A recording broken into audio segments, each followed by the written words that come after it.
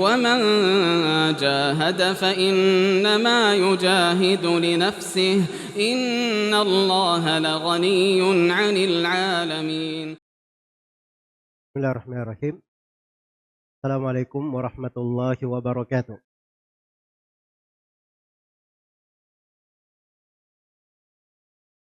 Alhamdulillahi rabbil alamin. Wal aqibatu lil muttaqin. Asyhadu an la ilaha illallah wahdahu la syarika lah. Syahadatan arju bihan najata yaumiddin. Wa asyhadu anna Muhammadan abduhu wa rasuluh. Sayyidul anbiya'i wal mursalin. Nabiyina Muhammad wa ala alihi wa sahbihi wa man tabi'ahum bi ihsanin ila yaumiddin, amma ba'd. Muslimin dan muslimat, hadirin dan hadirat rahimani wa rahimakumullah. Di siang hari ini punya tema pembahasan kita bagaimana yang telah disampaikan menjadi pebisnis muslim yang baik. Jadi pebisnis muslim yang baik. Awal dari pertemuan ada baiknya saya bacakan 2 ayat dan 1 hadis dari Rasulullah sallallahu alaihi wasallam. Agar supaya menjadi pijakan, arahan, sekaligus motivasi untuk kita semua. Ayat yang pertama sudah tampil di proyektor ya. Di depan ini enggak kelihatan ya. Ayat yang pertama adalah ayat di surah Al-Jumu'ah. Itu firman Allah Subhanahu wa taala, "Idza qudiyatis salatu fantashiru fil ardi wabtagu min fadlillah. Wadhkurullaha." Apabila salat Jumat maksudnya telah ditunaikan, sudah selesai, maka fantashiru fil ard. Bertebaranlah kalian di muka bumi.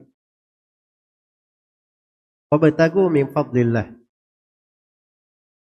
Mencarilah dari karunia Allah. Carilah dari karunia Allah. Wadhkurullaha katsiran la'allakum tuflihun.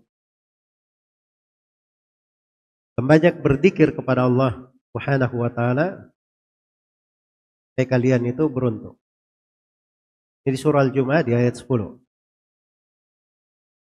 Baik, ayat ini ada 2 poin pembahasan yang ingin saya fokuskan perhatian kita ke situ. Yang pertama,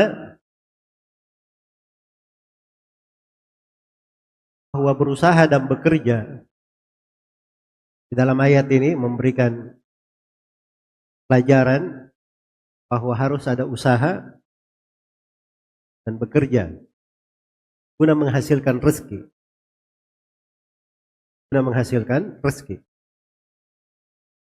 Itu salah satu dari prinsip pokok di dalam agama.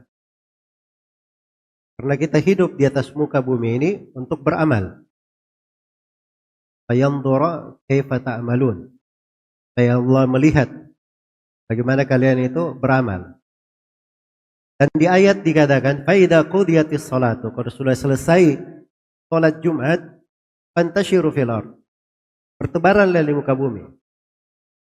Bertebaran di muka bumi. Wabtagu min fadlillah. Dan cari dari keutamaan Allah. Keutamaan Allah itu di ayat ini masuk di dalamnya mencari dari berbagai bentuk perniagaan. Dari hal-hal yang menghasilkan untuk kehidupan dunia. Jadi ini ayat adalah nas yang di dalamnya terdapat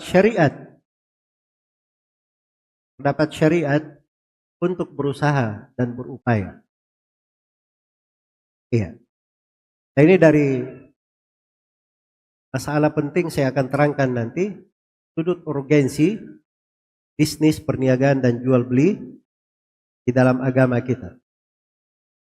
Dan kenapa di buku-buku fikih itu disebut dulu pembahasan ibadah, setelah itu pembahasan jual beli, setelah itu pembahasan nikah, setelah itu pembahasan hukum-hukum dan peradilan. Kenapa jual beli di urutan kedua? Ya. Pada sudut urgensinya, karena banyak kaitannya dengan kehidupan manusia secara pribadi, dalam rumah tangga, dalam masyarakat, dan juga di dalam bangun bangsa dan negara. Jadi berusaha dan bekerja untuk menghasilkan rezeki, itu yang pertama. Kemudian yang kedua, pada ayat ini dari fokus pembahasan terdapat etika dan adab dalam mencari rezeki. Yang membedakan muslim dan selain muslim itu, dia di dalam berbisnis punya etika dan adab. Punya nilai-nilai, perkara-perkara yang dia jaga. Akan ada prinsip-prinsipnya yang dia pegang. Makanya di ayat ini tidak dikatakan bertebaranlah di atas muka bumi begitu saja, tidak. Tapi diingatkan, wabtagu min fadlillah, cari dari keutamaan Allah. Dan dikatakan cari dari perniagaan, cari dari harta. Tapi harta perniagaan itu masuk dari keutamaan Allah. Terus kenapa pakai bahasa keutamaan Allah? Supaya kita tahu bahwa ini harta yang ada di tangan kita. Andai kata bukan dari Allah, kita tidak punya apa-apa. Apapun yang kita miliki dari nikmat, itu datangnya dari Allah. Wa ma bikum min ni'matin fa min Allah. Apapun yang ada pada kalian dari nikmat, nikmat itu datangnya dari Allah. Jadi itu memang diingatkan di kandungan dari ayat. Dan di akhir ayat dikatakan apa? Wadkurullaha katsiran. Dan banyaklah berzikir kepada Allah. Jadi pebisnis ya silahkan. Tidak ada masalah. Tapi ingat, jangan lupa kamu berzikir kepada Allah. Akan banyak kamu berzikir kepada Allah. Mengingat Allah Subhanahu wa ta'ala. Karena itu pebisnis itu ada doa masuk pasar. Ya. Ketika dia melihat orang yang mendapatkan nikmat yang baik, dia memuji Allah, dia berkata Masya Allah wa tabarakallah. Dia dapat pembeli, dapat nikmat, dia berkata alhamdulillahilladzi bi ni'matihi tatimmus shalihat. Ya. Suatu hari misalnya dia ada kerugian, dia berkata alhamdulillah ala kulli hal.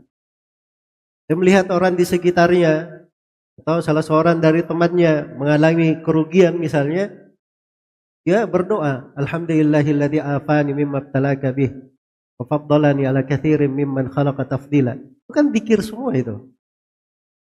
Belum lagi orang yang berniaga itu tidak dilalaikan dari sholat, mengeluarkan zakat karena perniagaannya. Semuanya zikir pada Allah.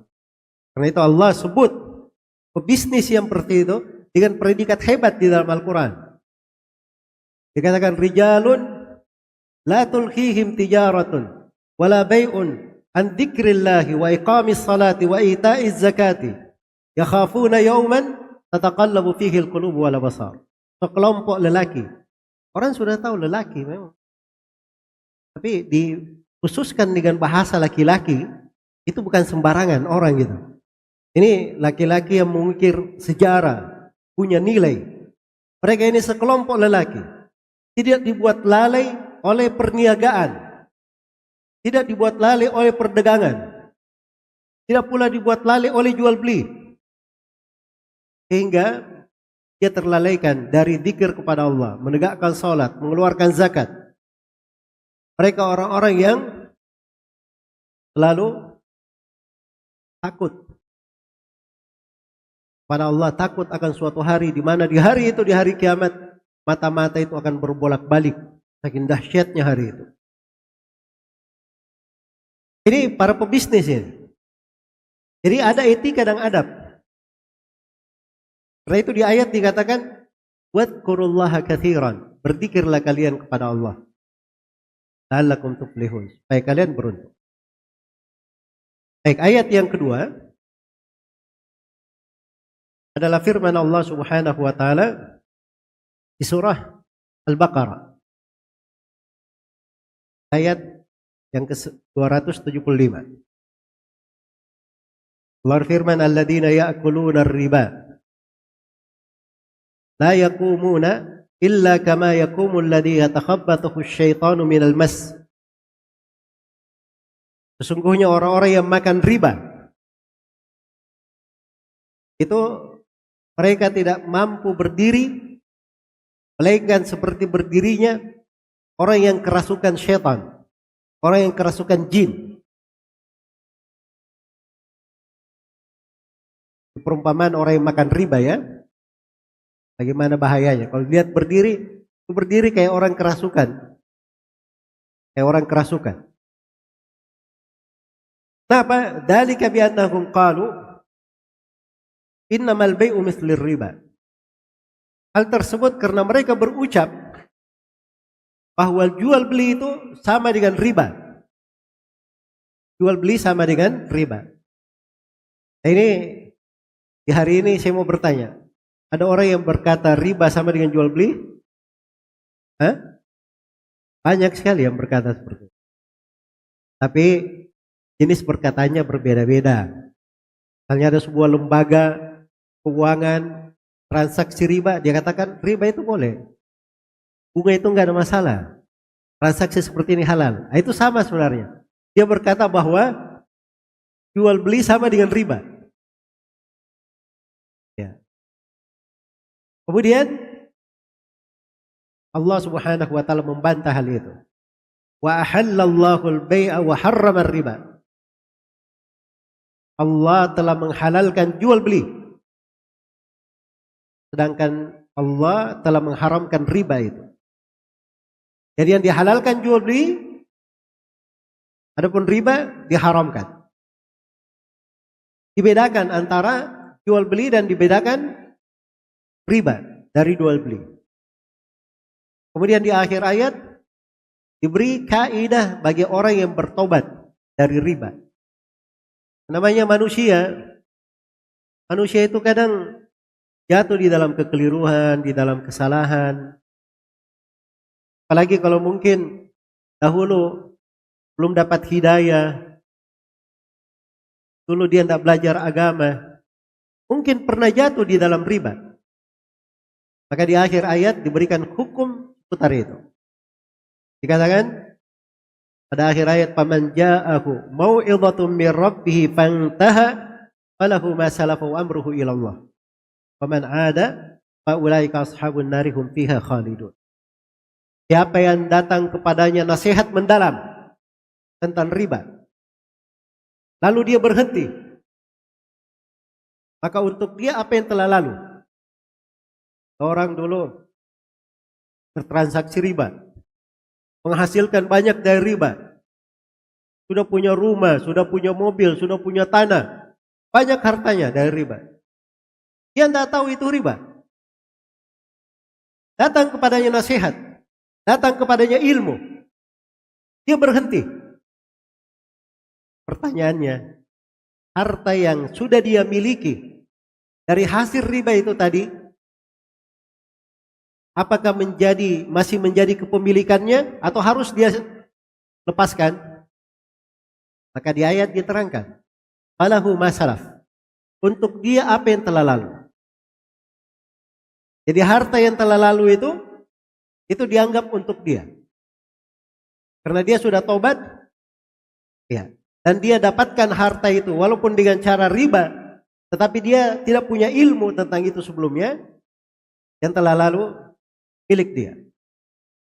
Falahu ma salaf. Untuk dia apa yang telah lalu. Wa amruhu ilallah. Dan perkara dulu dia pernah jatuh di dalam dosa itu, perkaranya kembali kepada Allah. Ya sudah tobat. Orang yang bertobat Allah ampuni apa yang dia lakukan. Kalau dia bersungguh-sungguh dalam tobatnya. Tapi Allah ingatkan, waman ada, siapa yang kembali mengulanginya, faulaika ashabun nari hum fiha khalidun. Mereka adalah penghuni neraka, kekal di dalamnya. Kemana kekal di dalamnya? Itu dua makna kata para ulama. Kekal di dalamnya kalau dia menganggap riba itu halal. Yang siapa yang meyakini bahwa riba itu halal, padahal dia tahu Allah dan Rasulnya mengharamkan, itu pasti dia kekal dalam neraka. Tapi itu bukan seorang muslim. Itu kafir di dalam hukum agama. Atau kekal di dalamnya, kata para ulama, bisa bermakna yang kedua. Maksudnya dia disiksa dalam neraka, siksaan yang sangat lama sekali. Sampai-sampai orang menyangka dia kekal di dalam neraka. Padahal dia tidak kekal.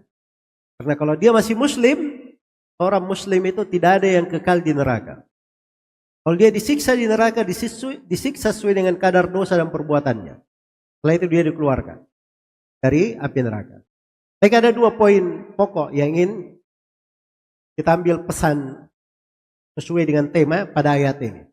Yang pertama adalah asal dan dasar dalam jual beli, bisnis dan perniagaan dalam Islam itu adalah boleh. Itu asalnya.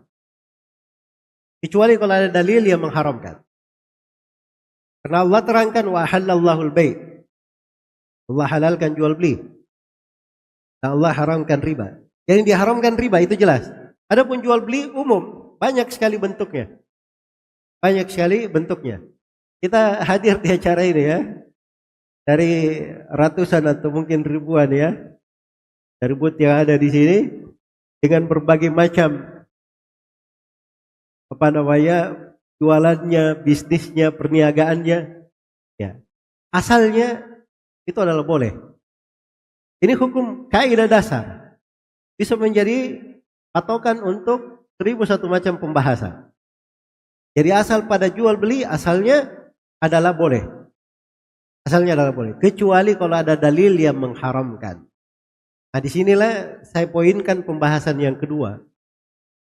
Ayat ini memberikan kepada kita pelajaran bahwa kita itu harus mampu membedakan antara hal yang halal dan hal yang haram dalam jual beli dan bisnis. Harus pandai membedakan. Karena Allah membedakan. Ada yang jual beli, benar itu boleh. Tapi ingat ada namanya riba. Dan riba itu Allah haramkan. Allah haramkan. Begitu Allah membedakan antara dua hal, maka kita harus pandai untuk membedakannya.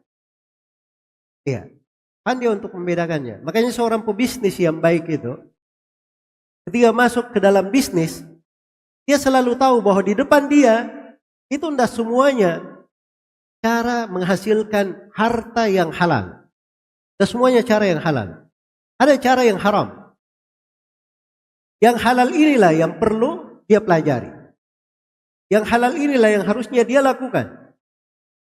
Dan yang haram, dia juga harus mempelajarinya. Bukan untuk dia lakukan. Tapi dia pelajari jangan sampai dia jatuh ke dalam hal yang diharamkan. Supaya dia bisa menghindari hal-hal yang diharamkan. Iya. Maka ini penegasan dari ayat ini.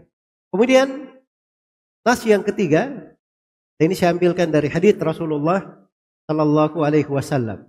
Diriwayatkan oleh Ibnu Majah dari Abdullah bin Umar radhiyallahu anhuma.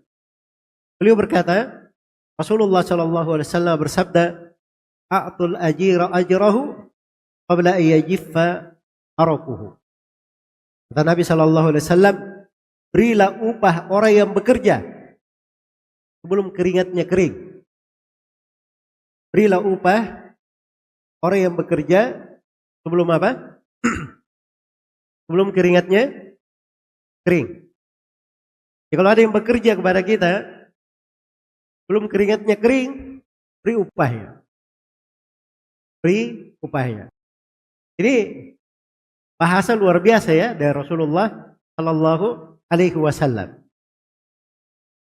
Dan hadits ini fokus pembahasan kita di sini ada dua hal. halamannya enggak berganti ya. Hah? Baik. Jadi ada dua hal ya, fokus pembahasan kita dari hadits ini. Yang pertama, terdapat etika dan adab dalam bermuamalah dan jual beli. Jadi ini pebisnis ya. Orang pebisnis itu, kalau dia mau masuk di bisnis apa saja, itu dari depan dia sudah mengerti bahwa ada namanya etika dan adab dalam berbisnis dan bermuamalah. Harus dia paham. Sama kalau kita mau bisnis tertentu, dari depan kita sudah tahu bisnis itu di sektor apa. Bisnisnya itu akan menghasilkan apa. Berapa hasil yang kita harapkan. Itu kan dari depan kita sudah tahu. Ya.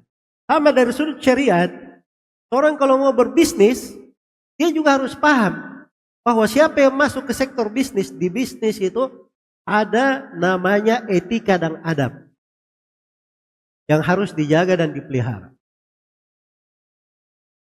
Harus dijaga dan dipelihara.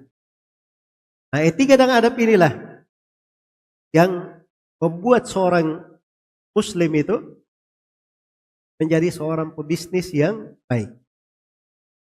Bermanfaat untuk dirinya, bermanfaat juga untuk orang lain. Kemudian yang kedua dari hadits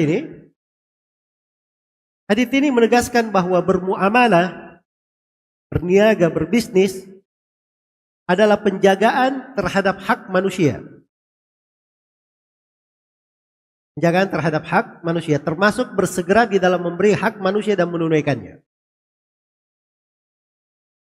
Jadi siapa yang mau masuk dalam bisnis, di mindset dia itu sudah tertanam. Bahwa kalau dia masuk dalam bisnis, itu artinya dia memberikan hak orang.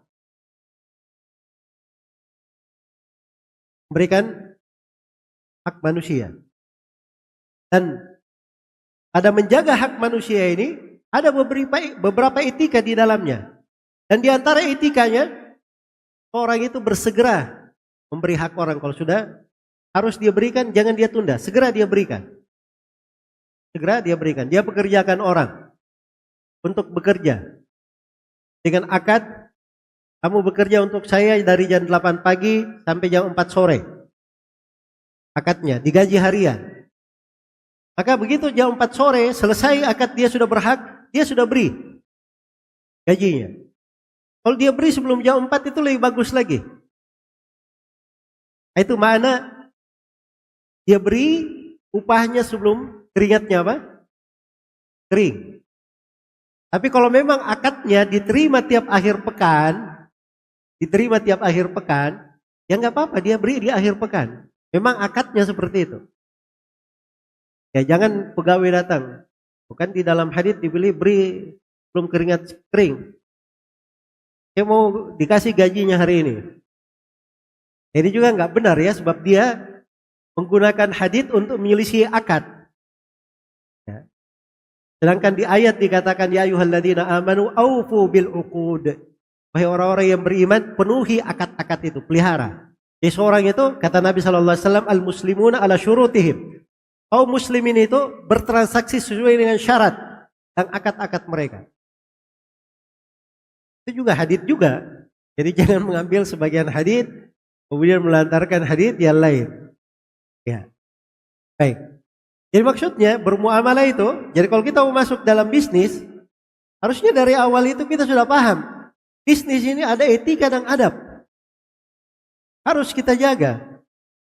Harus kita pelihara etika dan adab itu. Baik. Kemudian pembahasan berikutnya ini terkait dengan urgensi tema pembahasan kita. Urgensi tema pembahasan kita. Dan ini pembahasan penting ya. Itu sebenarnya indahnya ilmu ya. Orang itu kalau dia bukan pebisnis pun, dia belajar tema pembahasan ini, itu tetap dapat kebaikan. Dia tetap dapat kebaikan. Sebab dia belajar ilmu.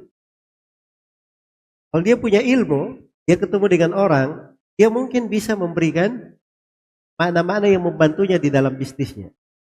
Nah, itu kebaikan yang lain untuk baik.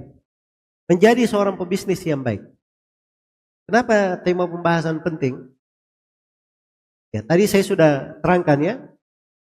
Buku-buku fikih itu oleh mayoritas ulama itu dibagi menjadi 4 bagian. Seperempat yang pertama berbicara tentang ibadah. Setelah dibahas tentang wudhu, sholat, zakat, puasa, haji. Ada yang memasukkan pembahasan jihad di situ. Ya. Jihad dihitung dari ibadah. Seperempat yang kedua itu pembahasan tentang al-buyu atau al-muamalat. Pembahasan tentang jual beli atau muamalah. Jual beli dibahas tentang syarat-syaratnya, bahas tentang bentuk-bentuknya, dan diterangkan juga di situ beraneka ragam bentuk jual beli dari al-khiyar, kemudian dari as-salam, ya, kemudian dari bentuk transaksi dan muamalah, banyak sekali. Setelah itu seperempat yang ketiga pembahasan tentang nikah, hubungan antara manusia dalam kehidupan bersama. Ya. Kemudian yang keempat adalah pembahasan tentang hukum-hukum dan peradilan. Karena ibadah itu diletakkan paling depan sebab ini inti dia hidup di dunia untuk beribadah kepada Allah. Ya. Setelah itu diingatkan bahwa ibadah itu tidak cukup. Orang tidak mungkin dia beribadah tanpa dunia mendukungnya. Makanya diterangkan tentang muamalah. Dan muamalah diletakkan setelah ibadah supaya juga kita tahu. Ketika kita masuk ke dalam pembahasan muamalah, di pintu muamalah itu, di bab muamalah itu, di bab jual beli itu, ada pintu-pintu ibadah. Ada lahan-lahan ketaatan. Ada lahan-lahan ketaatan. Nah, makna ini harus dipahami oleh seorang pebisnis. Supaya orientasi dia di dalam bisnis, jangan selalu dia berpikir, saya kalau berbisnis berarti dunia saya. Nah, itu pebisnis yang tidak belajar. Pebisnis yang tidak belajar. Jadi kalau dia berpikir berbisnis, oh berarti saya dunia saya. Itu namanya pebisnis yang tidak belajar. Atau pebisnis yang terfitnah dunia. Pebisnis yang terfitnah apa? Dunia. Tapi kalau dia pebisnis yang belajar, dia tahu bahwa di dalam bisnis itu, di dalam usaha, di dalam berniaga, di dalam jual beli, ada pintu-pintu ibadah, lahan-lahan ketaatan. Ya. Dari urgensinya, saya sebutkan di poin pertama di sini, penjagaan terhadap nilai-nilai akidah. Pada nilai akidahnya di situ. Nilai keyakinan dan keimanan. Dari sudut mana? Saya terangkan beberapa sudut. Yang pertama, kita ini hamba-hamba Allah. Diciptakan untuk beribadah kepadanya. Berbisnis dan bermuamalah memuat banyak pintu ibadah dan lahan ketaatan. Ya. Lahan ketaatan. Saya kenal pedagang di Surabaya. Dia punya harga murah. Barang itu dijual di negeri saya, di tempat saya harganya 2 kali lipat. Berat orang-orang membelinya, memberatkan mereka. Maka saya tadinya tidak ada niat untuk berbisnis. Tapi karena ingin membantu mereka dapat harga yang bagus, saya berbisnis, saya beli barang itu. Kemudian saya beri, saya bawa, datangkan barang itu kepada orang-orang di negeri saya, dan saya beri harga yang paling cocok untuk mereka. Jelas ya? Itu kan niat bagus. Meringankan orang. Meringankan orang. Belum lagi kalau dia berniaga misalnya. Dia berbisnis itu adalah untuk menjaga kehormatan dirinya. Menjaga keluarganya. Dia berbisnis supaya tidak menadahkan tangannya kepada orang. Supaya dia tidak telantarkan keluarganya. Itu dia sudah dapat pahala. Karena Nabi SAW bersabda, "Kafa bil mar'i ithman ayyudayya ma yaqut." Cukuplah seorang itu dikatakan berdosa kalau dia menelantarkan orang yang nafkahnya wajib dia tanggung. Kita punya istri, punya anak-anak, Ada orang yang wajib kita nafkahi, kita telantarkan. Kata Nabi, cukuplah dia dianggap orang yang berdosa. Dia telantarkan. Maka kalau dia berusaha untuk memenuhi kewajibannya, itu pintu ibadah namanya. Ya. Nah ini kalau kita bahas ya, pintu-pintu ibadah ini banyak sekali. Banyak sekali. Kemudian yang kedua, dari nilai-nilai akidah di pembahasan bisnis, harta yang berada di tangan manusia itu adalah harta Allah. Harta Allah yang dititipkan kepada mereka. Karena itu kita mesti berbisnis menggunakan atau bertransaksi dengan harta pada hal yang diinginkan dan dibolehkan oleh Allah. Dalam aturan syariat Allah yang dibawa oleh Nabi Muhammad sallallahu alaihi wasallam. Ya sekarang harta yang kita pegang ini, itu harta siapa? Hah? Itu harta Allah Subhanahu wa ta'ala. Iya. Milik Allah. Cuman kita ini dititipi harta. Walladzi ja'ala lakum ma fil ardi jami'a. Dialah Allah yang menjadikan untuk kalian seluruh yang ada di atas muka bumi. Allah yang menjadikannya. Iya. Karena kita tahu itu adalah harta Allah. Makanya ini harta Allah. Kalau mau berbisnis dengan harta itu, dari sudut keyakinan, tidak boleh kita berbisnis pada hal yang Allah tidak mencintainya. Allah tidak meridainya. Allah mengharamkannya. Nah, karena itu seorang pebisnis, dari nilai akidahnya, itu nikmatnya dia berbisnis. Oh, dia tahu ini prinsip hidup saya di sini. Saya tidak boleh masuk sektor ini, sebab ini diharamkan dalam agama saya. Itu nilai akidah namanya. Ya. Nilai keyakinan, keimanan. Kemudian yang ketiga, dari nilai-nilai akidah pada bisnis ini adalah kita semuanya mengetahui bahwa Allah adalah Ar-Razzaq yang maha memberi rezeki. Dialah Allah yang maha memberi rezeki. Tapi bukan artinya rezeki itu seorang hanya sekedar duduk-duduk saja, turun kepadanya rezekinya.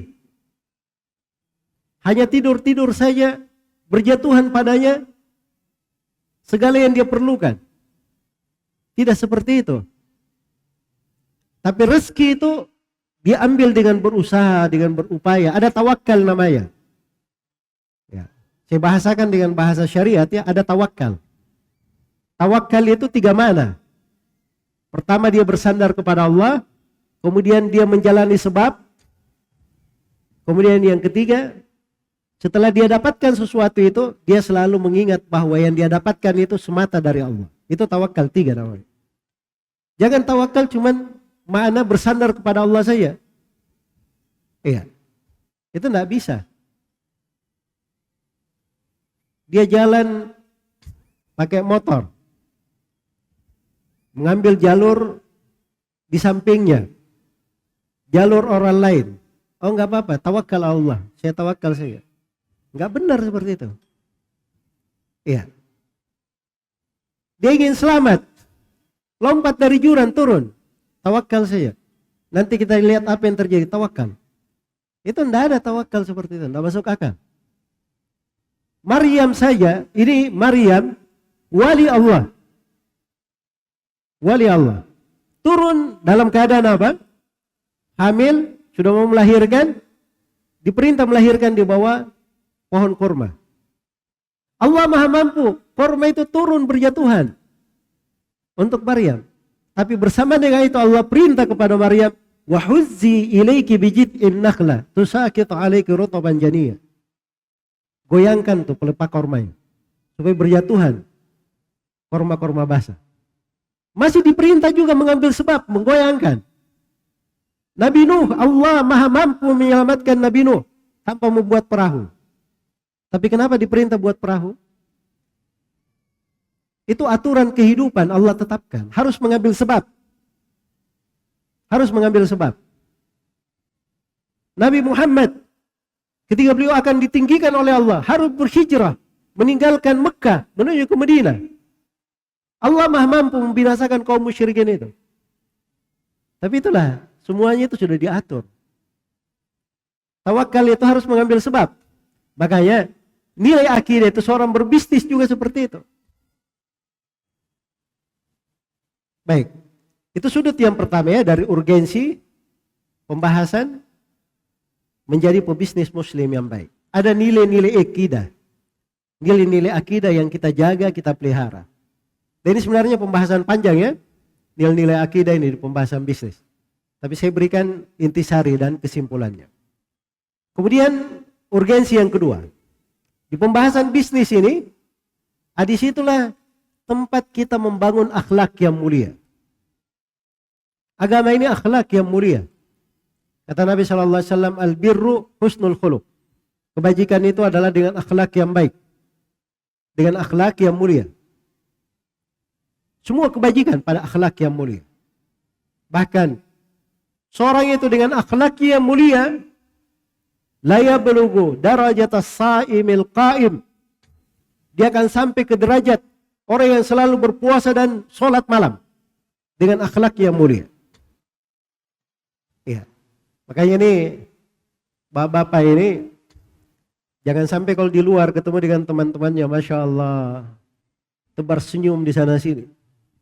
Tapi kalau sudah masuk ke rumah kayak singa saja. Dia nggak tahu bahwa dia datang rumahnya dari mengetuk pintu, kemudian tersenyum kepada keluarganya. Dia nggak tahu itu pahala, akhlak yang mulia. Itu kadang pahalanya lebih besar daripada dia sholat sunnah, dari puasa sunnah, sholat malam. Itu banyak kebaikan. Di sini pula dalam bisnis ini, itu sebenarnya tempat membangun akhlak yang mulia.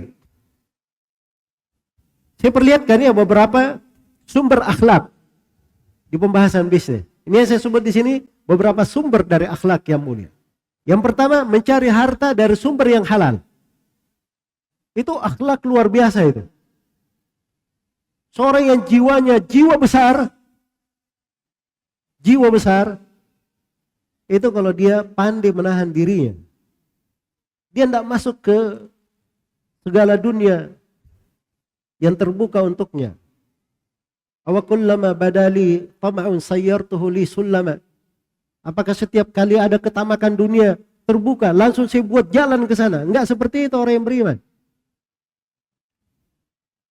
Tapi dia melihat mana yang halal dari hal itu. Yang halal itu yang dia jalani. Yang haram dia tinggalkan. Iya. Dan ini namanya akhlak yang mulia.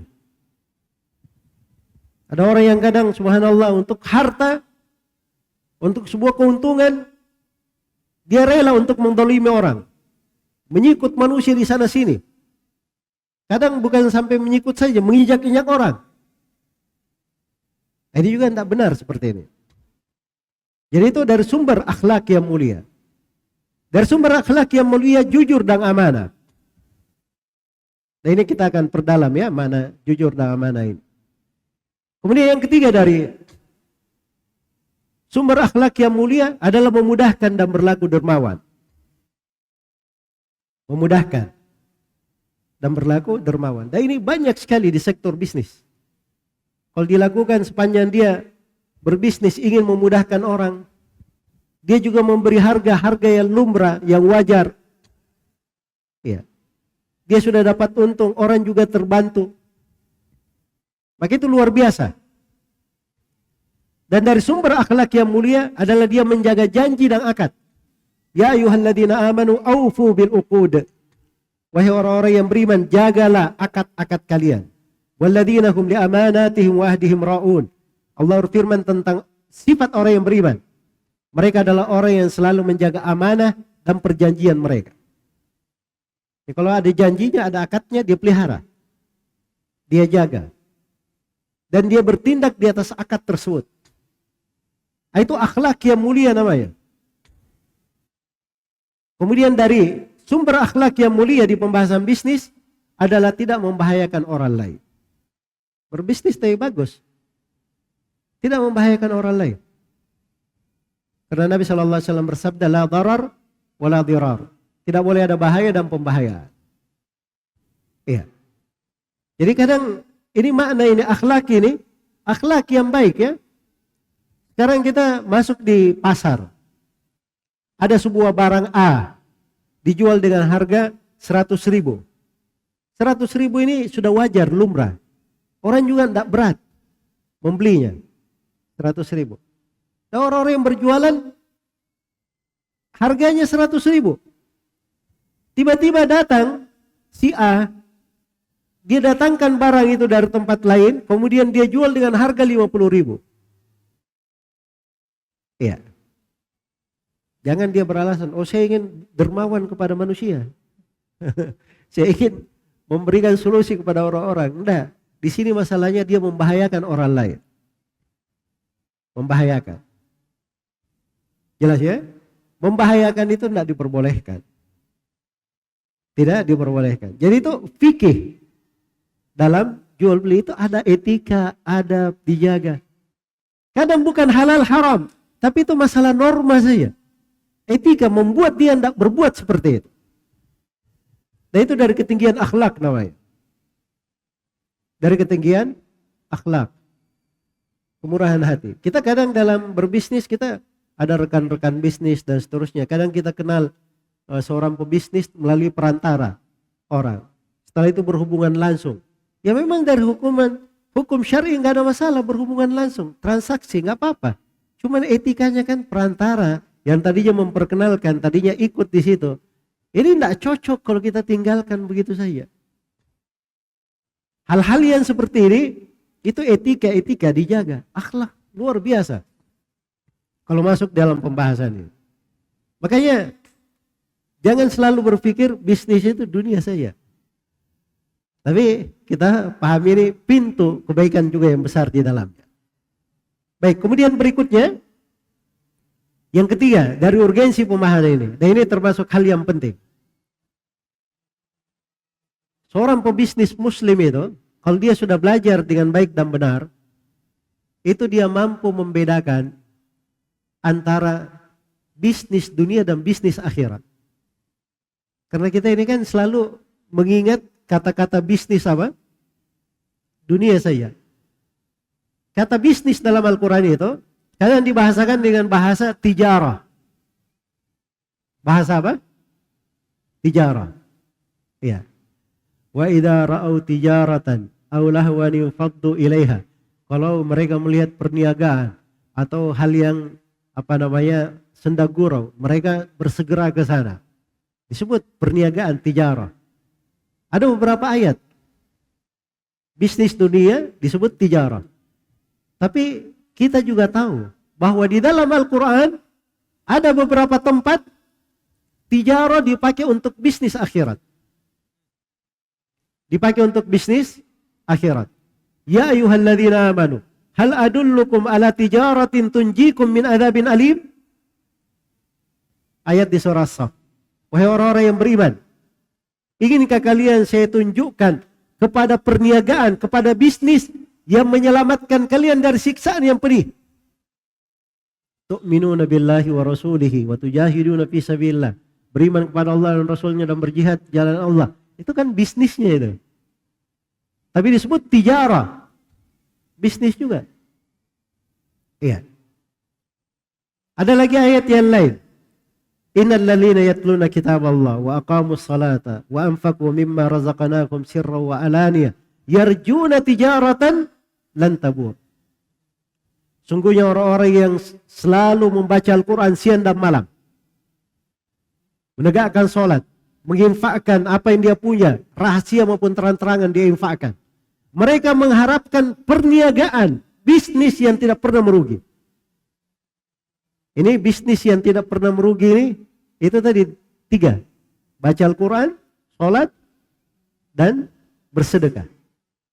Disebut bisnis juga. Iya. Makanya seorang muslim pebisnis itu, ketika dia telah mempelajari beberapa dasar pokok dalam agama ya, maka ketika dia masuk dalam bisnis dunia, dia langsung menghadapi dua jenis bisnis. Mencari bisnis dunianya dan mencari bisnis akhiratnya juga. Sebab dua bisnis dia. Kalau dia berniaga, bertransaksi, jual beli, ada yang dia jual, ada yang dia beli, ada yang dia keluarkan sebagai modal, ada keuntungan yang dia terima dan seterusnya. Itu berjalan. Tapi di sela-sela itu ada bisnis-bisnis akhiratnya yang berjalan. Iya. Dia pebisnis, dia hitung pemasukan modalnya dan pemasukannya dengan detail sekali. Seperti orang yang sangat bakhil menghisap dirinya. Dia keluarkan zakatnya di akhir tahun. Itu pebisnis juga. Luar biasa. Ya. Dari bisnis yang dia lakukan, ada orang-orang yang mengutang padanya. Ternyata mereka ini bangkrut karena sebab yang lumrah. Maafkan saja. Bisnis juga itu. Kata maafkan saja itu luar biasa itu ya. Kata maafkan saya. Itu bisnis luar biasa. Sebab itu, siapa yang memaafkan seseorang seperti itu, Allah akan maafkan dari kekeliruan-kekeliruan besarnya di hari kiamat. Allah akan teduhi dia di bawah teduhan arsy-Nya pada hari kiamat. Hari di mana teduhan, tidak ada teduhan kecuali teduhan Allah. Ini orang-orang luar biasa bisnisnya. Bukan bisnis dunia saja, tapi bisnis akhirat. Ya. Makanya menjadi pebisnis muslim itu artinya dia menggabungkan antara bisnis dunia dan bisnis akhirat. Dua dia punya bisnis sekaligus. Nah, itulah perbedaannya. Jadi kalau mau tahu, dunia itu diberikan kepada seluruh manusia. Mukmin maupun kafir. Berbisnis dilakukan oleh seluruh manusia, mukmin maupun kafir. Apa yang membedakan mereka? Banyak perbedaannya. Di antara yang paling menyoloknya seorang muslim itu bisnisnya bukan murni dunia. Tapi mereka menggabungkan antara bisnis dunia dan bisnis akhirat. Itu dari tijarah. Di bahasa Al-Quran disebut tijarah sama. Karena hakikat yang harus kita pahami telah diingatkan oleh Nabi SAW. Diriwayatkan oleh Imam Muslim dari Abu Malik Al-Syari radhiyallahu ta'ala anhu. Rasulullah SAW bersabda, kata beliau, kullun nasi yagdu fabai'un nafsahu famu'tikuha umubikuha. Setiap manusia itu berusaha, berupaya. Maka dengan usaha dan upayanya dia bertransaksi. Iya. Jadi kita ini semuanya bertransaksi. Dibahasakan oleh Nabi, fabai'un nafsahu. Dia bertransaksi terhadap dirinya. Jual beli. Namun di dalam perniagaan ini, di dalam bisnis ini, ada dua golongan kata Nabi sallallahu alaihi wasallam. Famu'tikuha au mubikuha.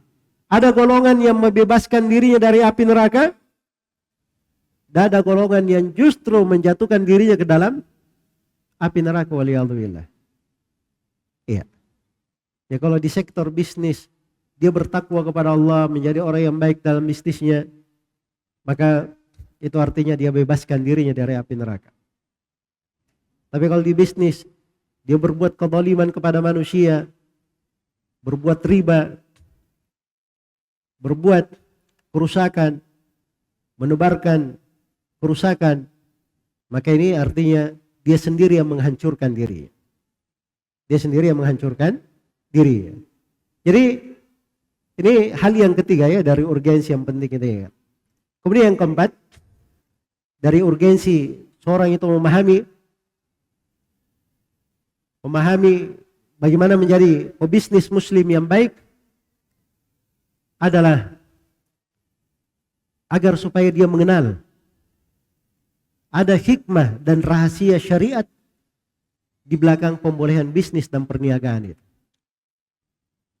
Ya. Mungkin kita perlu berpikir lebih mendalam ya. Kita pikir lebih mendalam. Kita telusuri liku-liku syariat itu. Dan kita petik darinya betapa agungnya agama ini. Dan betapa hebatnya dari rahmat dan kasih sayang Allah untuk hamba-hambanya di sektor bisnis dan perniagaan ini. Dijadikan salah satu maqasid dari maqasid syariah di tengah para ulama. Dari maksud pensyariatan itu adalah penjagaan terhadap 5 hal pokok dipelihara dalam agama. Ada 5 hal pokok dijaga dalam agama. Yang pertama, penjagaan terhadap agama itu sendiri. Yang kedua adalah penjagaan terhadap kehormatan. Iya. Yang ketiga, sebelum yang kedua ya, yang kedua tadi penjagaan terhadap jiwa, nyawa. Yang ketiga, penjagaan terhadap kehormatan. Yang keempat, penjagaan terhadap akal. Dan yang kelima, penjagaan terhadap harta. Penjagaan terhadap harta. Bisa dibayangkan ya, dikasih seperempat pembahasan fikih namanya jual beli muamalah, itu membicarakan masalah harta. Karena harta ini harus dijaga, dipelihara, dimanfaatkan sebagaimana mestinya. Dan dari sektor harta ini, itu dibangun hukum-hukum besar terkait dengan tata negara, pemerintahan. Nggak kenal bahwa di dalam agama kita diatur masalah itu. Dari masa dahulu itu, Al-Imam Abu Ubaid Al-Qasim bin Salam itu menulis kitab namanya Kitabul Amwal. Bab tentang harta-harta. Buku khusus tentang harta-harta yang diatur di dalam agama. Dan datang juga setelahnya Ibnu Zanjawi dengan judul yang sama.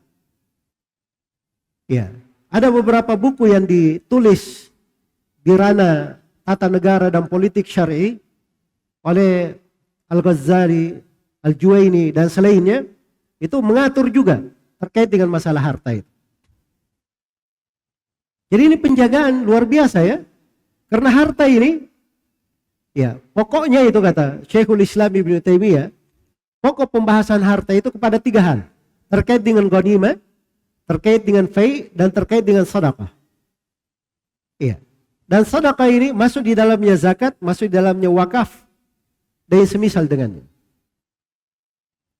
Jadi kita harus paham ya, Nabi Muhammad SAW itu, beliau membangun pemerintahan di kota Madinah. Beliau bukan anak raja. Beliau bukan orang kaya raya. Beliau dan para sahabatnya bukan orang-orang yang banyak perbendaharaan harta. Tapi kenapa bisa membangun negara? Memperluas wilayah. Dan kenapa bisa negeri Islam itu bertebaran ke penjuru dunia? Itu harus dipahami. Ada fikih terkait dengan harta itu tadi dijaga di dalam agama. Dan itulah yang dibahasakan sekalian dengan bahasa perekonomian. Iya. Dan itu diatur di dalam agama. Diatur di dalam agama. Karena itulah seorang pebisnis itu harusnya dia paham. Ya. Bahwa dia berbisnis ini, itu dia ikut di dalam makna penjagaan terhadap harta. Sebab ini dijaga di dalam syariat kita. Kenapa diberikan hukum potong tangan kalau ada yang mencuri? Ini merampas hak orang. Iya. Kenapa dijadukan hukum bunuh terhadap orang yang merampok di jalan? Orang yang merampok di jalan, yang biasanya menjadi penyamun perampok itu boleh dibunuh di hukum pengadilan. Ingat ya, di hukum pengadilan. Saya itu selalu berkata di hukum pengadilan. Karena tidak ada namanya main hakim sendiri di agama kita. Tidak ada istilah main hakim. Saya lihat si fulan, kita semua lihat si fulan mencuri, tidak boleh kita eksekusi. Wah ini mencuri, pukul, gebukin. Ya. Kalau lihat seperti itu, bawa ke kantor polisi. Pak, ini mencuri. Mana buktinya? Ini buktinya. Bukti yang lain, kami saksinya. Itu kan bukti juga. Nah begitu caranya kalau ada mencuri. Ini ada yang mencuri digebukin, subhanallah. Ada yang sampai dibakar mati. Baru ditengarai mencuri, judulnya baru ditengarai apa? Mencuri.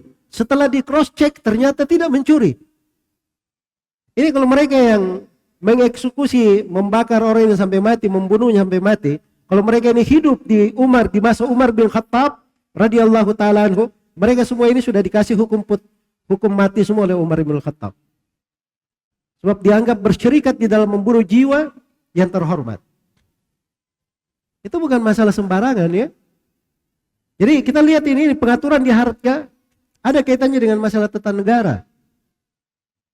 Ada kaitannya dengan masalah kekuatan negeri kita, wibawa negeri kita.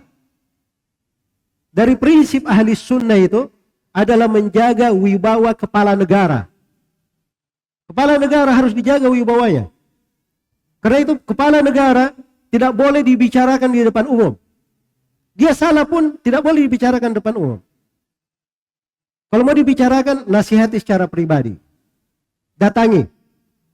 Kalau tidak mampu, berdoa. Begitu caranya. Iya. Jadi kalau ada yang membicarakan kepala negara di depan umum, itu bukan orang yang kenal sunnah. Tidak ada orang yang kenal sunnah seperti itu. Ada yang mencaci maki pemerintah di depan umum, itu orang yang menyimpang. Akalnya rusak. Walaupun dia berkata saya punya akal sehat. Tidak ada akal sehat seperti itu. Akal sehat itu, ikon sebuah negeri, itu kekuatan negeri itu. Dari kemaslahatan dijaga bersama, itu akal sehat namanya. Makanya Al-Fudail bin Iyad radhiyallahu rahimahullah berkata, andai kata saya punya doa yang dikabulkan, saya akan peruntukkan untuk kepala negara. Karena kalau baik kepala negara, baik untuk rakyatnya. Dan itu juga telah syah didoakan oleh Ahmad bin Hanbal, Imam Ahmad rahimahullah, untuk kepala negaranya. Padahal Imam Ahmad, beliau ini diuji di 4 generasi pemerintahan dengan berbagai macam ujian.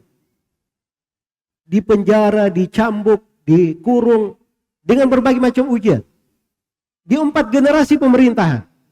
Tapi bersamaan dengan itu beliau berkata, seandainya kata saya punya doa yang pasti dikabulkan oleh Allah, saya peruntukkan doaku ini untuk pemerintah. Kalau dia baik, baik kita semua. Itu akal sehat namanya. Itu akalnya orang yang beragama. Jadi kalau ada yang mengaku akal sehat, dia cela pemerintah. Oh, saya bukan mencela pemerintahnya, bukan orangnya, saya mau mencela jabatannya. Itu akal rusat. Ya, akal syubhat. Sebab orang-orang ini saya perhatikan tidak bisa membedakan apa itu akal sehat, apa itu akal syubhat, apa itu akal syahwat. Tidak bisa dia bedakan. Ukuran akal sehat seenaknya sendiri saja. Tapi kalau seorang tahu dari rahasia-rahasia agama, prinsip-prinsip agama, mudah memahami itu. Kita ada di dalam kehidupan bernegara ini penjagaan. Itulah syariat menjaganya. Ya. Kemudian dari hikmah syariat juga di belakang bisnis dan perniagaan ini adalah pembentukan karakter baik di jiwa orang yang beriman. Di jiwa orang yang beriman. Jiwa itu tidak akan terbentuk, tidak akan terlatih kecuali kalau dia terdidik. Ada pengalaman. Makanya kalau dia masuk di sektor bisnis, hari ini dia berisnis, dia jatuh, besok dia jatuh lagi, besok dia jatuh lagi, lusa dia berhasil, alhamdulillah. Kan begitu? Itu kan terbentuk karakternya. Terbentuk jiwanya. Iya. Kemudian juga dari hikmahnya adalah menjaga perputaran harta di tengah manusia agar terawat stabilitas perekonomian bangsa dan negara. Karena ini dikasih dalam Al-Quran bahasa ringkas sekali. Al-Quran memberi bahasa. Allah berfirman, "Likai la yakuna dulatan bainal aghniya'i minkum." Supaya harta itu tidak berputar di tengah orang kaya kalian saja. Kenapa disyariatkan, diwajibkan zakat pada harta? Agar supaya harta itu tidak di tangan orang-orang kaya saja. Dikeluarkan zakat itu supaya harta yang ada di tangan orang kaya sebagiannya pindah kepada orang miskin. Pindah kepada orang miskin. Akhirnya orang miskin pun menjadikan harta itu, membuat harta itu berputar. Ada yang dia pakai untuk keperluannya, dia pergi membeli untuk keperluannya, ada yang dia pakai lagi untuk berbisnis, ada yang dia pakai untuk membayar hutangnya dan sebagainya. Tapi harta itu akan berputar di tengah manusia. Itulah prinsip perekonomian dijaga. Ya, karena itu di dalam agama Islam ini itu dipelihara sekali. Hal-hal yang menyebabkan seseorang itu bisa berbuat, bisa berusaha, dia bisa menghasilkan, bisa mengeluarkan sebuah produk, ya punya produktivitas. Itu sangat dianjurkan di dalam agama. Sangat dianjurkan. Bahkan Nabi SAW bersabda, "Idza qama ahadukumul qiyamah wa biyadihi fasilah, in istata'a yagrisha falyagrisha." Kata beliau, kalau hari kiamat sudah mau tegak, ini sudah kiamat ini. Gimana ya, sudah mau kiamat, mau tegak. Terus kata Nabi, di tangan kamu ada bibit dari pohon, ada bibit dari pohon. Kalau kamu mampu untuk menanam bibit ini, tanam. Masih disuruh bercocok tanam. Sebab ini salah satu instrumen perekonomian.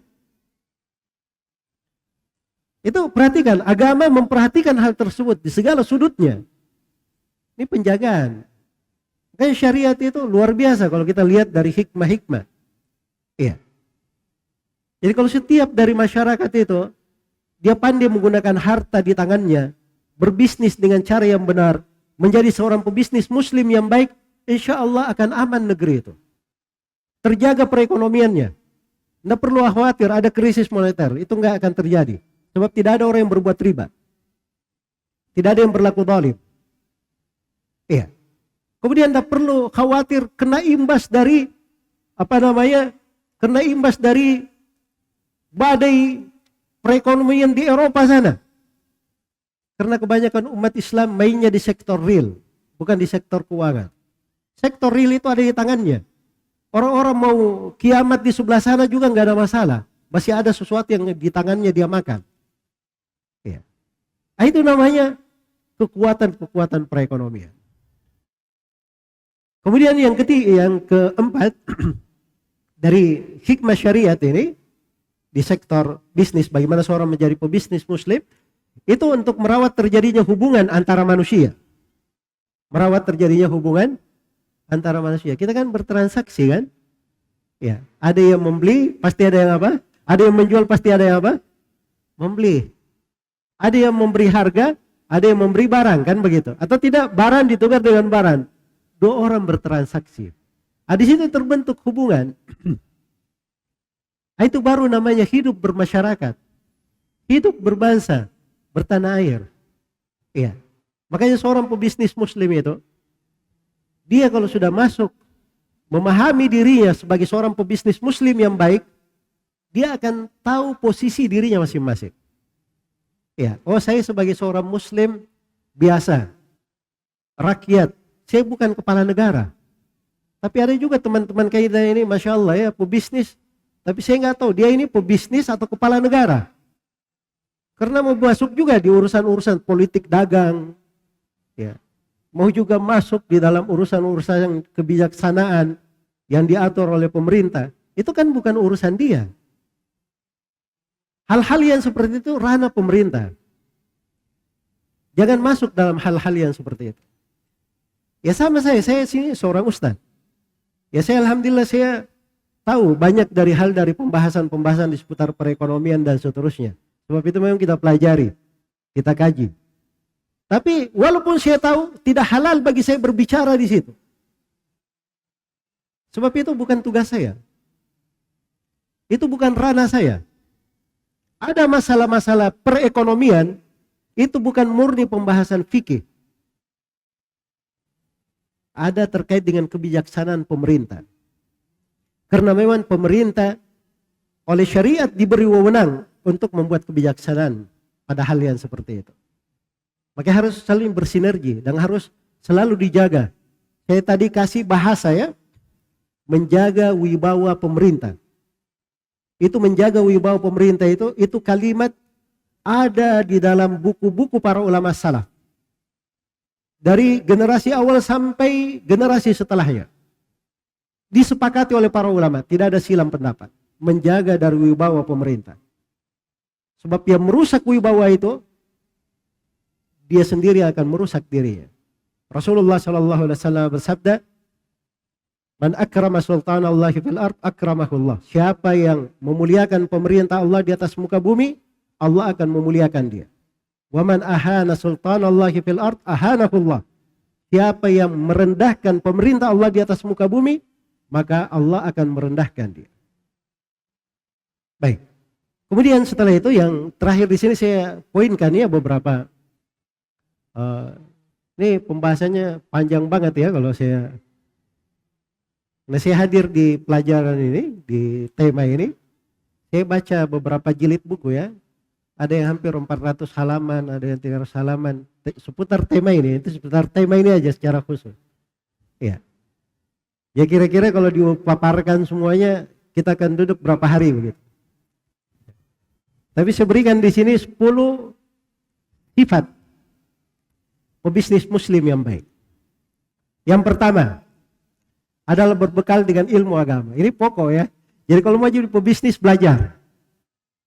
Kan mau menggabungkan bisnis dunia dan akhirat. Ya. Bisnis dunia dan akhirat. Jadi dia harus belajar juga hukum-hukum agama.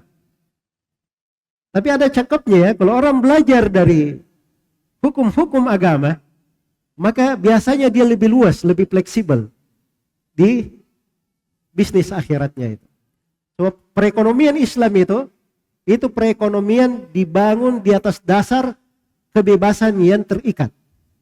Dua kata ya, kebebasan yang apa? Terikat. Orang berbisnis bebas, boleh apa saja. Tapi terikat dengan ketentuan syariat. Terikat dengan ketentuan syariat. Baik. Jadi berbekal dengan ilmu agama. Makanya Umar bin Khattab radhiyallahu taala anhu berkata, la yaqrabanna suqana man la ya'rifu ahkamar riba. Jangan ada yang mendekati pasar kami ini orang yang tidak paham hukum riba.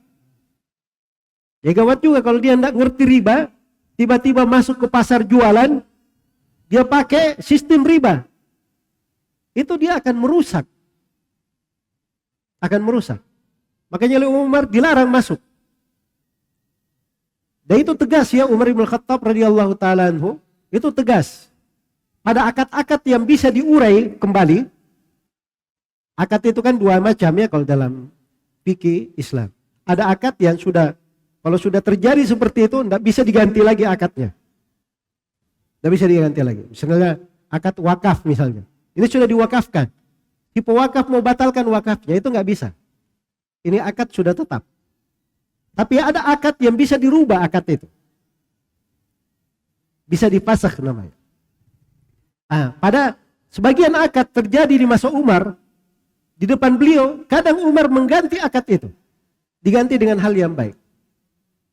Ya, hal yang lebih bagus. Itu kan ilmu namanya. Jadi Umar itu luar biasa perhatian akan hal tersebut. Makanya seorang pebisnis, kalau dia memahami pembahasan-pembahasan fikih tentang muamalah dengan cara yang baik dan benar, maka insyaallah ta'ala dia akan lebih fleksibel di dalam berbisnisnya. Lebih banyak nanti, lebih luas wawasannya seputar bisnis itu. Kemudian yang kedua, dari sifat seorang pebisnis muslim adalah jujur dan tulus. Jujur dan tulus. Ini namanya as-sidq kalau bahasa Arab. As-sidq. Kata Nabi SAW, al-bayyi'ani bil khiyar ma lam yatafarraqa. Fa in bayyana wa sadaqa burika lahuma fi bai'ihima. Dua orang yang bertransaksi, keduanya punya hak khiyar. Boleh dilanjutkan, boleh dia putuskan. Sepanjang belum berpisah. Ini saya sama Dery ya. Saya jual air misalnya. Baik, Ustaz. Nih air saya beli. Iya. Saya jual ke antum 2.000. Dery bilang, ini 1.000 aja Ustaz. Oke, nggak apa-apa. Kita tawar-menawar gitu kan. Ya masih transaksi sepanjang kita masih duduk ini bersama. Dery boleh ambil, boleh tidak. Masih duduk. Oke. Tapi kalau sudah putus, Dery ini harganya berapa? 2.000. Oke, saya terima Ustaz. Antum sudah pulang. Setelah itu datang lagi Ustaz, saya nggak jadi beli. Nggak bisa. Sudah bisa majelis kita. Kalau antumnya ridho gimana, Ustaz? Hah? Kalau Ustadznya ridho gimana? Itu masalah lain kalau saya ridho. Jadi kalau saya ridho itu saya dianggap berbuat baik, berbuat dermawan. Itu akan saya terangkan dari sifat juga. Jelas ya? Tapi kalau sudah terjadi, itu hak khiyar namanya. Nah, ketika jual itu kata Nabi, kalau dua orang yang bertransaksi ini saling transparan dan saling sidq, ayo ada sidqin, jujur, tulus, Allah akan berkahi transaksi mereka berdua. Subhanallah. Itu jadi sebab keberkahan. Jadi sebab keberkahan dalam harta. Bagaimana orang bermuamalah? Dapat berkah juga. Masya Allah. Sebab keberkahan. Karena dia jujur, tulus. Ada cacatnya di bajunya. Dia perlihatkan ini sebenarnya ada cacatnya. Ini dihadapkan dua baju begitu. Dia terangkan kalau ini memang kualitas jahitnya begini. Oh ini agak rendah sedikit dia gini. Kalau ini lebih bagus. Itu orang tulus itu. Ya. Dia terangkan semuanya. Jelas ya? Jadi kalau dia menjelaskan, dia tulus, dia jujur, Allah berkahi pada jual beli. Tapi wa in kadzaba wa katama, kalau keduanya saling dusta, saling menyembunyikan, muhiqat barakatu baihi ihmad, maka akan dicabut keberkahan jual beli transaksi antara mereka berdua. Baik, kemudian sifat yang ketiga adalah amanah. Nah ini sifatnya seorang pebisnis muslim. Karena itu kata Nabi sallallahu alaihi wasallam, tajirul as-saduqul al-aminu mas-siddiqina mal anbiya'i was-siddiqina wasyuhada'i was-salihin. Seorang pebisnis yang jujur lagi amanah, dia akan dikumpulkan bersama para nabi, orang-orang siddiq, orang-orang salih. Subhanallah. Ini bisnis, dia berbisnis tapi punya dua sifat, jujur dan amanah. Bisa dikumpulkan bersama para nabi dan para rasul. Bisa dikumpulkan bersama orang-orang yang mati syahid. Ini kan luar biasa sebenarnya di dalam bisnis. Makanya tadi saya bilang bisnis itu ada pengaruhnya dengan akidah untuk seorang muslim. Iya. Kemudian sifat yang keempat, ini pembahasan masalah amanah di dalam bisnis, itu tema pembahasan sendiri. Tema pembahasan sendiri. Baik. Yang keempat, ikhlas dan niat yang salih. Seorang pebisnis itu selalu menghadirkan dua ini. Kalau dia berbisnis, dia ada keikhlasan. Dan dia ada niat yang salihah, niat yang baik. Iya. Jadi antum itu kalau berbisnis, jangan cuma tahu ini bikin proposal ya. Bisnis apa namanya,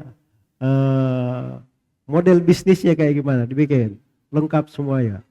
Kan sudah ada gambarannya ya, berapa modal yang diperlukan, apa yang dibisniskan dan seterusnya, hasilnya kelihatan. Tapi dia nggak simpan niat-niat yang baik. Harusnya sebelum bisnis catat dulu, saya berbisnis ini apa niat saya. Satu, supaya saya tidak tadahkan tangan saya kepada orang lain. Dua, supaya saya bisa cukupi keluarga saya. Ketiga, supaya saya kalau ada harta, saya keluarkan zakatnya.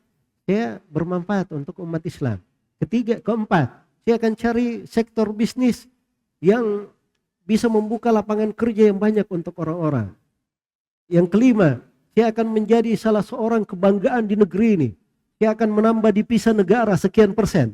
Nah itu kan lebih hebat lagi cara berpikirnya. Ya bukan angan-angan itu ya, itu cita-cita bagus itu. Harusnya kalau setiap pebisnis berpikir seperti itu, wah ini negara terlalu banyak divisanya nanti ya. Ya. Akan banyak divisanya. Kan begitu. Ya. Maka itu niat-niat yang baik ini. Niat baik itu tulis semuanya. Dipetakan. Sehingga kita masuk ke bisnis itu, kita sudah seakan-akan kita ada di lingkup dunia kita sendiri. Yang sudah dihitari dengan kebaikan-kebaikan. Itu dengan niat yang salihah. Dan hebatnya orang yang berniat salihah ini, dia sudah dapat pahalanya. Dengan pahala niatnya, dia sudah mendapat pahala. Dengan niat yang baik, dia sudah dapat pahala. Iya. Itu luar biasa. Kemudian yang keempat, yang kelima.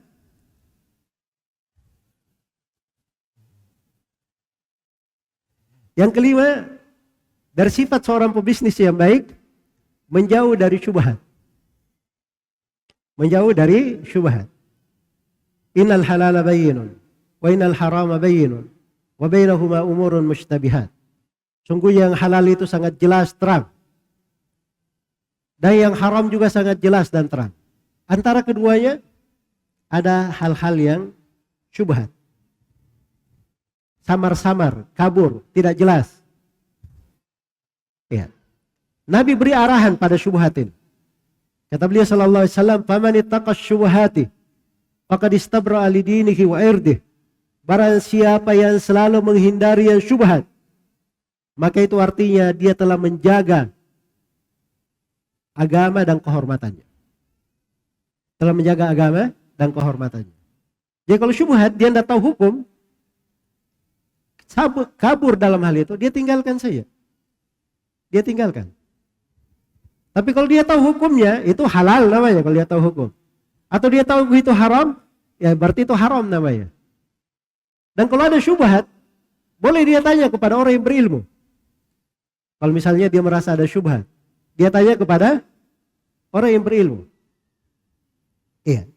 Dan di masa ini ada bisnis-bisnis yang memang karena terlalu banyaknya manusia masuk di sektor bisnis ini, kehendaknya murni dunia, akhirnya muncul syubhat-syubhat di dalam muamalah dan transaksi. Padahal yang syubhat itu, amannya seorang itu menghindari.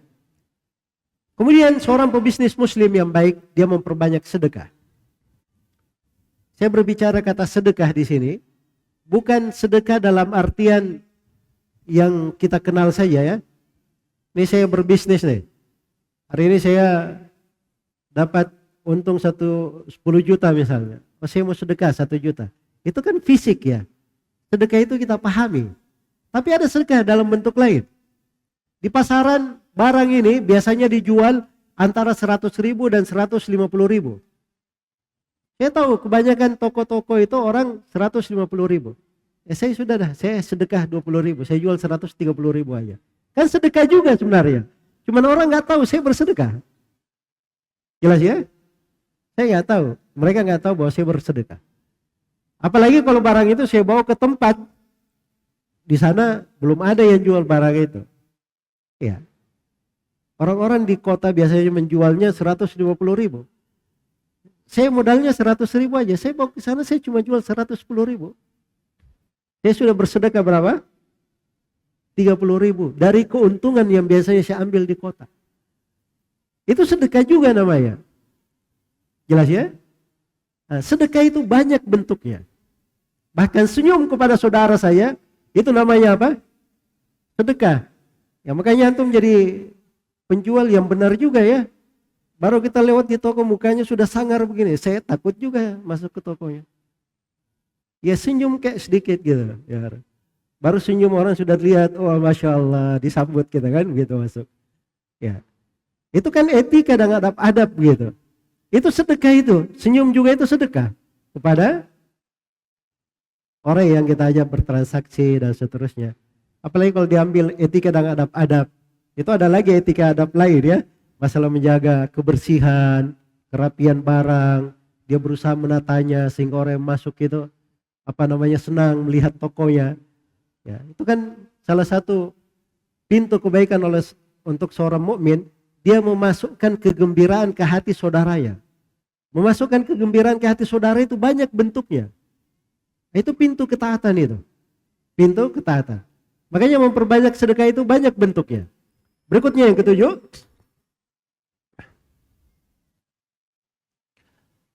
adalah mempermudah dan berlaku samhan. Samhan itu artinya dermawan, pemurah.